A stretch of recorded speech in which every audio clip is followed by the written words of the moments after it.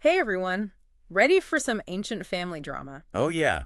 This is a good one. We're diving into Genesis chapter 31 today. All right. The story of Jacob and his father-in-law, Laban, Yeah. ambition, deceit, and even divine intervention. Mm-hmm. It's all there. It's a wild ride. Oh, it is. It is. All wrapped up in a quest for independence and wealth. I think what's really fascinating about this chapter Yeah. is how it captures these complex family dynamics, Right. in ancient times, Especially. when wealth and power are involved. Yeah, when it's all at stake. Oh, absolutely. So, Yeah. let's set the scene. Okay. Jacob has been living and working for Laban for 20 years. Wow. That's a long time. I know, right? Yeah. Talk about paying your dues. Really paying your dues. But Yeah. things have gotten tense. Yeah. Laban's sons are spreading rumors Oh, that Jacob has gotten rich okay. at their father's expense. So he's taking advantage of Laban. Yeah, exactly. And this isn't just gossip. Jacob himself Yeah. senses this shift in Laban's attitude, Okay. like a coldness that wasn't there before. He can feel it. Yeah. Like yeah. a bad vibe. Totally. Yeah. It's like he's become a stranger in his own family. That's got to be hard after 20 years. Got a sting. Yeah, like a betrayal almost. Almost like the trust is just completely broken. Exactly. Yeah. And then divine intervention comes into play. Here we go. God instructs Jacob to return to his homeland Okay. and promises to be with him. Wow. For Jacob, this is more than just a move. Right. It's a confirmation of his unease, Yeah. a sign that it's time to break free To get out of of this toxic environment. I can see how that would be a powerful motivator. Definitely. But before he makes a run for it, Right. he confides in his wives, Oh, interesting. Rachel and Leah. Okay. What's their take on all of this? Well, they're not exactly thrilled with their father either. No, they feel like they were treated as property, What? like sold to Jacob Oh, wow. without any regard for their feelings That's awful. or well-being. So they're essentially saying that Laban profited off their lives. Yes, and they argue that the wealth that Jacob built, Right. rightfully, belongs to them and their children. Okay. It's a powerful statement about their sense of ownership Yeah. and their belief that they've been exploited. By their own father. Yes, by their own father. Yeah. Now, here's where Jacob's cunning side comes out. Oh, It all goes back to a dream he had, okay. where an angel of God reveals Laban's deceitful ways Interesting. regarding his wages. Oh, so this is about the money. Yeah. Got it. But it's not just a warning. Okay. The angel actually gives Jacob a strategy, Oh, so this is divine intervention. right, to increase his own flock. Wow. It's this fascinating blend of divine guidance and shrewd planning. So he's getting help from above. Yes. Yeah. And this Yeah. is where, Some knowledge of ancient animal husbandry okay, comes in handy. I like this. Jacob is told to focus on breeding Right. specific types of sheep. Okay.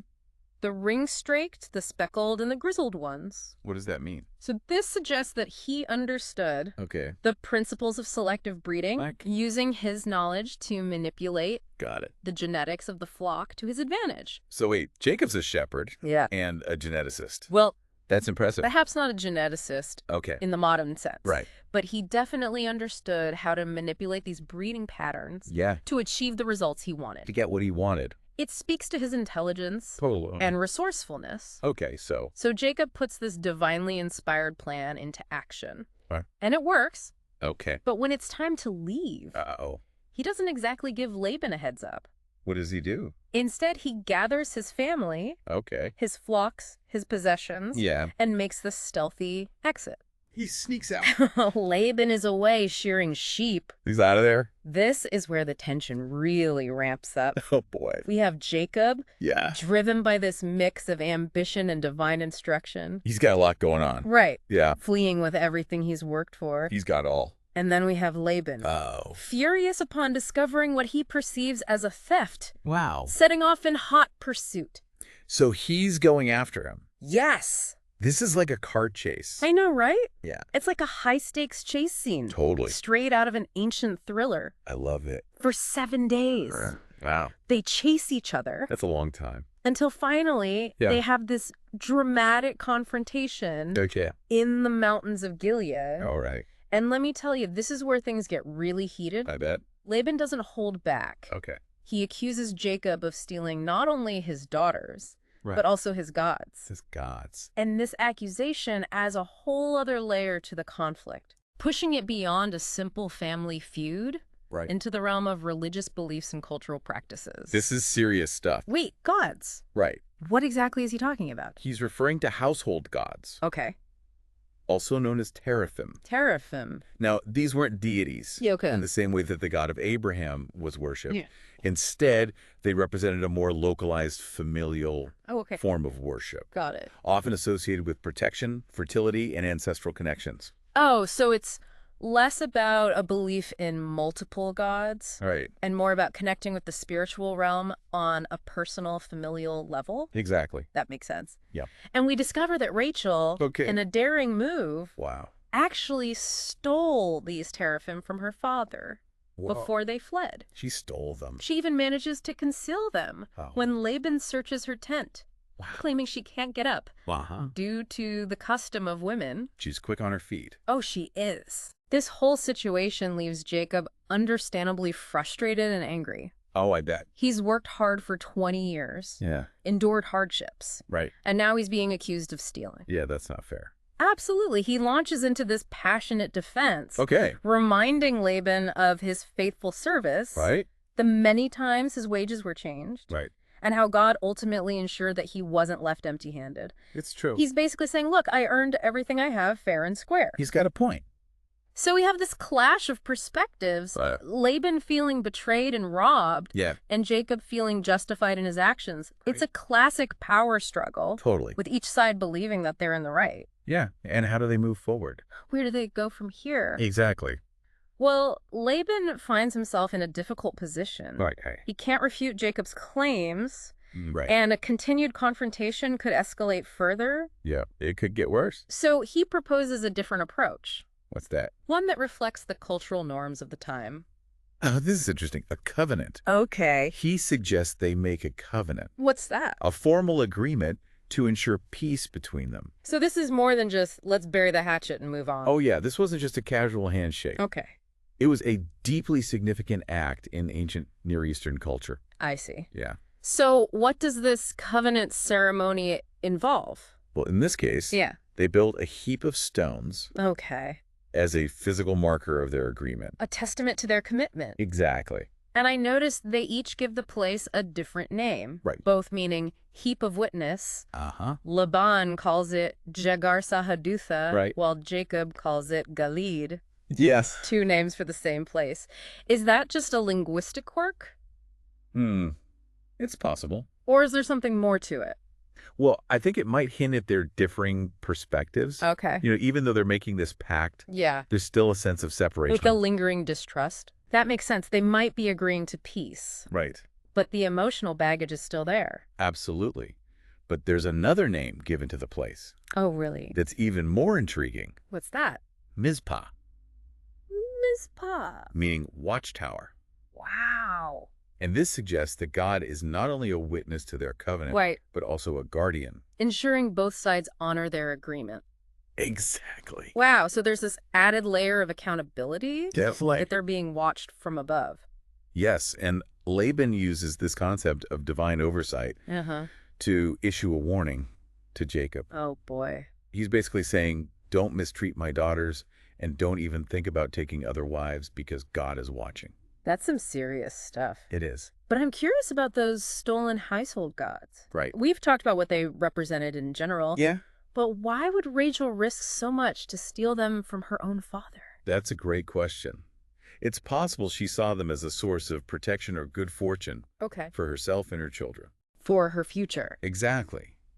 Maybe she believed they held some power to ensure her future. Especially since she's leaving her homeland and everything she knows. Right, exactly. So maybe it's not just about defiance, Yeah. but also this desperate attempt to cling to something familiar, Right. something that represents her roots and her heritage. That's a good point. Yeah. You know, Rachel and Leah were raised in a culture Yeah, where these household gods played a significant role. of course. It's likely they believed in their power.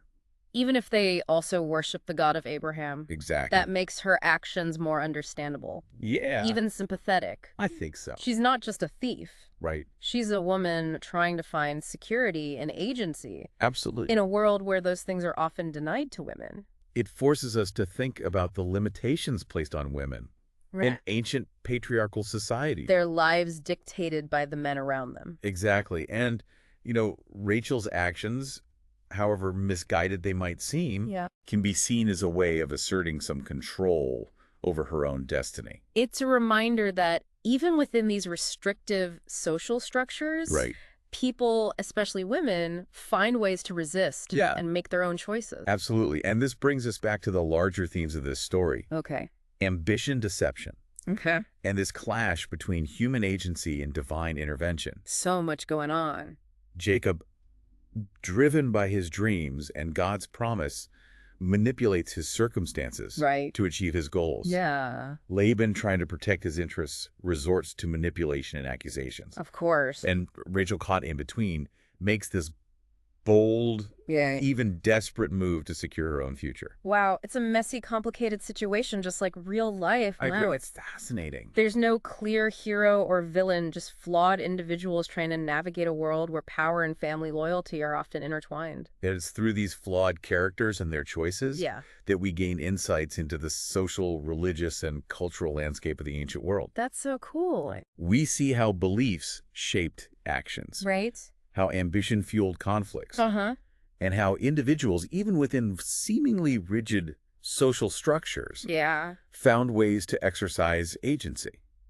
Now, we've covered a lot of ground here. Oh, yeah. Jacob's flight, Laban's pursuit, the dramatic confrontation, Right. the covenant ceremony, Rachel's theft, and the complex motivations behind it all.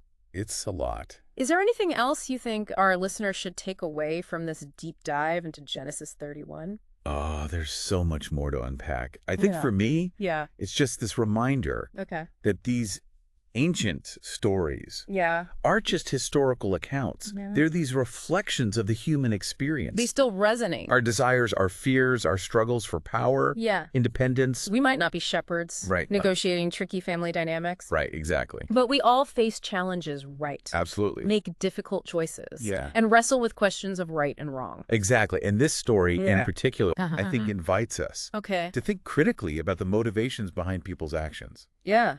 Was Jacob justified in his cunning strategy? Right. Was Laban truly a victim, or did he contribute to the conflict? Was Rachel a thief, or just a desperate woman trying to protect her future?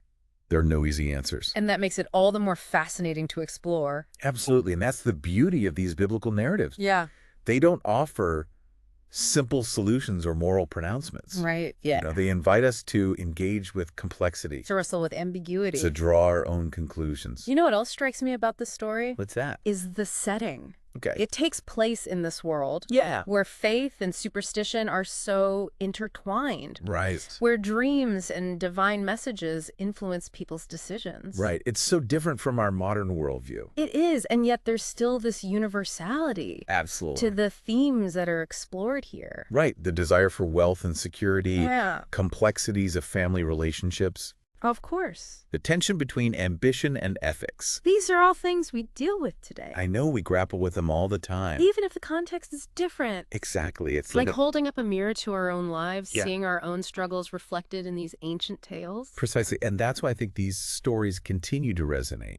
Centuries after they were first told? Exactly. They speak to these enduring aspects of the human experience, Yeah. reminding us that we're part of a larger story. A story that's been unfolding for millennia. Yes, exactly. So as our listener delves deeper into this story, what's the one question you hope they keep in mind? I would say, think about Rachel's actions. Okay.